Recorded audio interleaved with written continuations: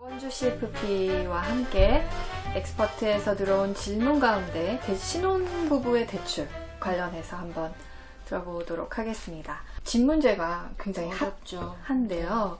네. 이게 단순히 부동산 문제가 아니라 결혼이나 출산과 연계되어 있어서 굉장히 복잡한 이슈이기도 한데, 집값이 전셋집 포함해서 매우 비싸기도 하고 또 대출받기도 어려워져서 굉장히 고민이 많으신 것 같아요. 허둥대지 않고 좀 내가 원하는 바를 이룰 수 있을까? 이런 거에 관해서 한번 얘기를 들어봤으면 좋겠어요. 주거 의사 결정을 할 때는 순서 프로세스를 좀 지켜나가는 게 중요한 것 같아요. 그래서 제가 그것과 관련된 상담이 있을 때 제일 먼저 정부에서 얘기하는 정책들을 먼저 살펴보라는 말씀을 드렸는데, 일단 지금 현재 법은 사회초년생이나 신혼부부를 취약계층으로 간주를 해요. 즉 보호를 해줘야 되는 대상으로 생각을 하고 있기 때문에 다른 계층에 비해서 신혼부부나 청년 같은 경우에는 정부 정책이 조금 확대가 되는 추세고요.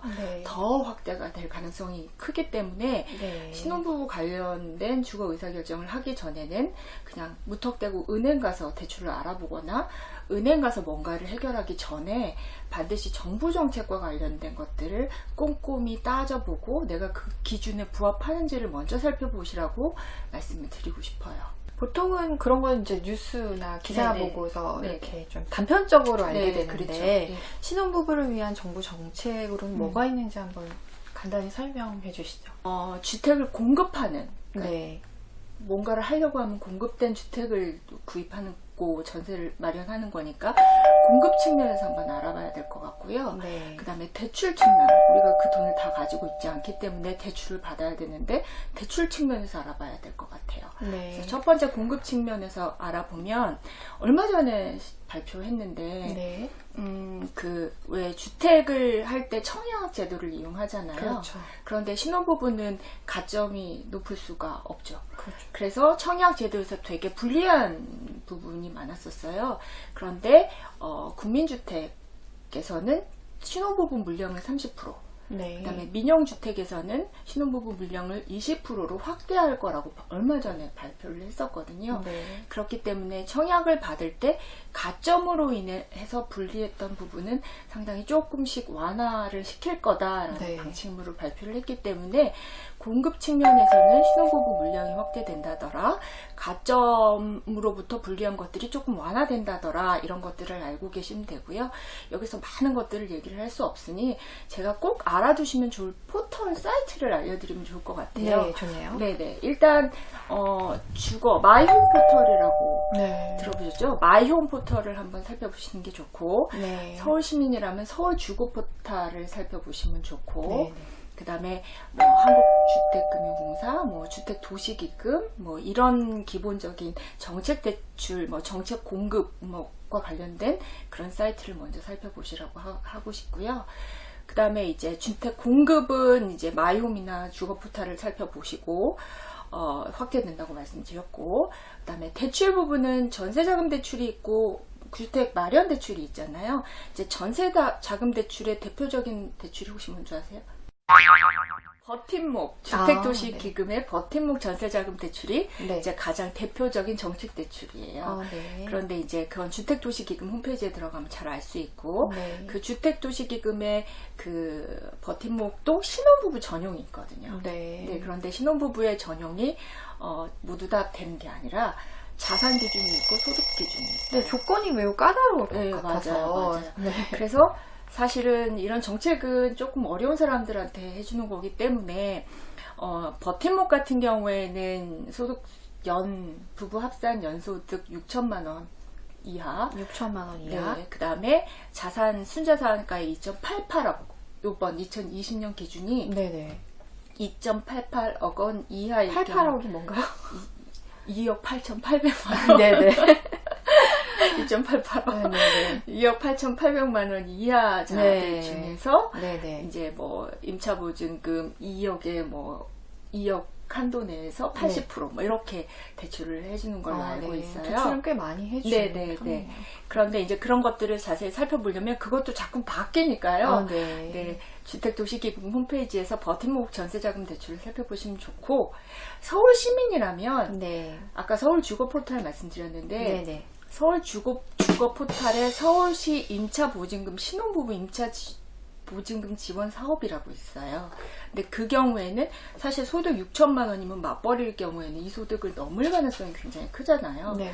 그런데 서울시 주거 포털에서 지원하는 그 사업은 9,700만 원이에요. 네. 그래서 소득 범위가 확대돼 있기 때문에 네. 이제 서울 시민이고 서울시에서 신혼 부부일 경우에는 서울 주거 포털에 이 사업을 조금 활용해 보시면 좋고, 이것도 2억 한도 내에 임차 보증금 90%까지 지원되는 걸로 알고 있어요. 네네. 그래서 그런 것들을 먼저 살펴보시고, 지금 우리 계속 신혼부부 하는데 어디까지가 신혼부부일까요? 글쎄, 결혼하고 깨소금이 냄새가 날 때. 정부 정책에서 얘기하는 신혼부부는 혼인신고하기, 그러니까 예비 신혼부부. 결혼 3개월 혹은 6개월 예비 신혼부부부터 혼인신고하고 결혼하고 나서 7년 이내를 다 신혼부부로 생각하거든요. 네, 그러니까 딱 신혼은 거기만 신혼부부가 아니라 네네. 이 7년까지는 신혼부부니까 내가 거기 해당되는지를 좀 네. 잘 살펴보시면 될 것 같아요. 네. 자, 지금 공급 얘기했고 전세자금 했고 이제 마지막으로 주택 마련.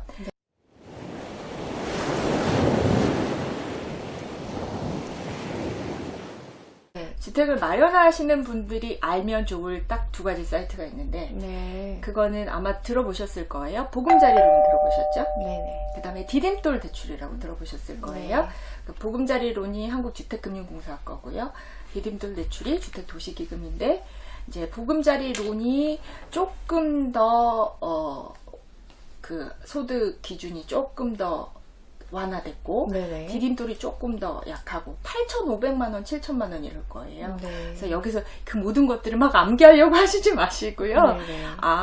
먼저 포털에 들어가보고. 포털에 들어가보고, 이 포털도 계속 바뀌고 있으니까, 네. 한도나 이런 것들이 바뀌고 있으니까, 주택금융공사랑 주택도시기금, 이거는 주택과 관련된 의사결정을 할 때는 반드시 아셔야 될 즐겨찾기 포털, 해놓고. 즐겨찾기 해놓고 네. 계속 바뀌고, 이제 금리도 계속 바뀌고요. 조건들이 많이 바뀌기 때문에 그런 것들을 살펴보시고, 네. 그게 소득 조건이나 이런 것들이 안 됐을 경우에 네. 이제 은행을 찾는 거죠. 네. 그렇죠. 뭐 은행 대출을 찾는다거나, 뭐 은행도 주택을 마련할 때 지금은 서울은 거의 다 투기 지역이니까 네. LTV 40%밖에 안 되잖아요. 네, 그러니까 네. 그런 모든 것들을 처음에 정책 대출 먼저, 그 다음에 은행, 이렇게 순서대로 따라가시는 네. 게 좋을 것 같고, 제가 말씀드린 마이홈, 서울주거포탈, 주택금융공사, 주택도시기금, 이런 사이트는 조금 알아두시면 자주 이제 들여다보시면 좋을 사이트라고 말씀드릴 수 있겠어요. 네, 기억해 두시면 좋겠네요. 네. 신혼부부들이 집을 사려고 혼인신고를 미룬다는 얘기를 들었거든요. 네. 제가 아는 신문에 분은 많이 나더라고요. 네네. 혼인신고를 근데 최근에 미뤘다가 세무사 네. 상담을 받고 나서 뭐 큰일 난다 그래가지고 네. 최근에는 그냥 신고를 하고 아. 집을 샀다는 얘기를 들었는데 그래요? 이게 무슨 네. 얘기인가요? 네.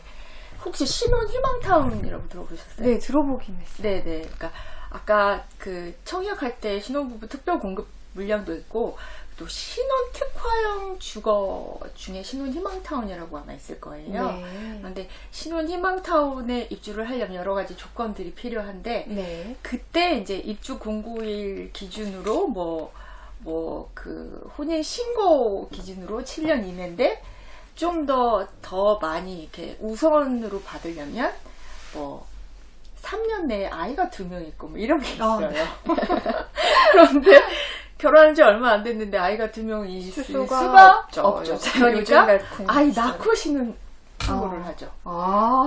그렇게. 아이 낳고 신고를 하면 3년 내에 아이가 2명 뭐 이런 기준에 부합할 수 있잖아요. 네네네. 그래서 아이러니하게도 그래서? 혼인하고도 네. 혼인신고를 미루는 경향이 있다고 네네. 하더라고요. 그런데 이제 정부가 그걸 알아서 네네. 만 6세 미만 자녀로 확대를 아마 시킬 거예요.